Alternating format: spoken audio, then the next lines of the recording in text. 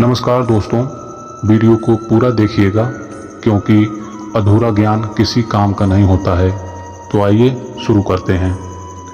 शास्त्रों पुराणों में बताया गया है कि मनुष्य धरती पर रहकर जो भी अच्छे या बुरे कर्म करते हैं उन सभी कर्मों का लेखा जोखा मृत्यु के बाद होता है और उसके अनुसार सजा और पुनर्जन्म मिलता है।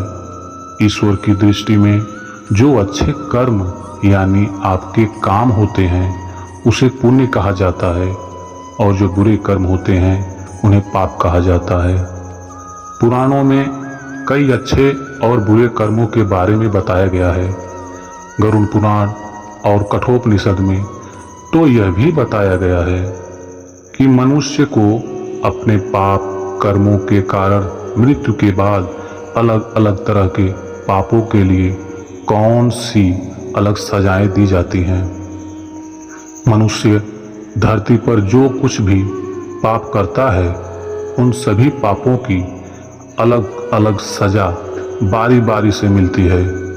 यम के न्याय में किसी भी पाप की सजा से बचा नहीं जा सकता। गरुड़ पुराण में बताया गया है, पराई स्त्री से संबंध रखने वाले को लोहे के गर्म सलाखों को आलिंगन करवाया जाता है। जो पुरुष अपने गोत्र की स्त्री से संबंध बनाता है उसे नरक की यातना भोग कर लकड़बग्घा अथवा शाही के रूप में जन्म लेना पड़ता है। कुंवारी अथवा अल्पायु कन्या से संबंध बनाने वाले को नरक की घोर यातना सहने के बाद अजगर योनि में जाकर जन्म लेना पड़ता है।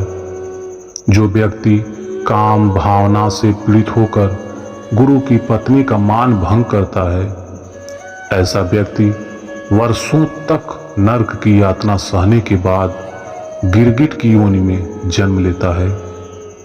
मित्र के साथ विश्वासघात करके उसके पत्नी से संबंध बनाने वाले को यमराज गधा की योनि में जन्म देते हैं।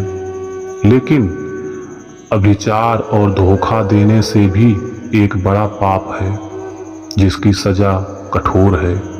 महाभारत के समय एक व्यक्ति ने ऐसा पाप किया था, लेकिन आजकल तो बहुत से लोग ऐसे पाप करने लगे हैं।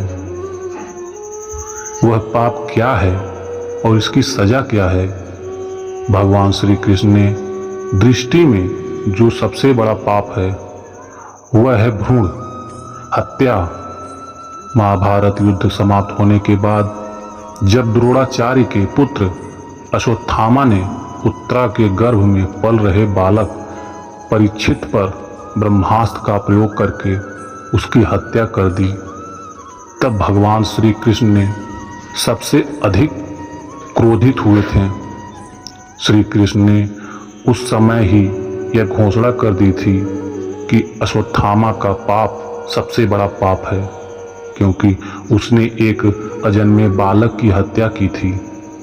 श्री कृष्ण ने इस पाप की सजा स्वयं अश्वत्थामा को दी थी। श्री कृष्ण ने अश्वत्थामा के सिर पर लगा चिंतामणि रत्न छीन लिया और श्राप दिया कि तुमने जन्म तो देखा है लेकिन मृत्यु को नहीं देख पाओगे, यानी जब तक सृष्टि रहेगी तुम धरती पर जीवित रहोगे और कष्ट प्राप्त करोगे। भ्रूण की हत्या करने वाले के लिए सबसे कठोर सजा निर्धारित है और ऐसे व्यक्ति को कई युगों तक इस सजा का दंड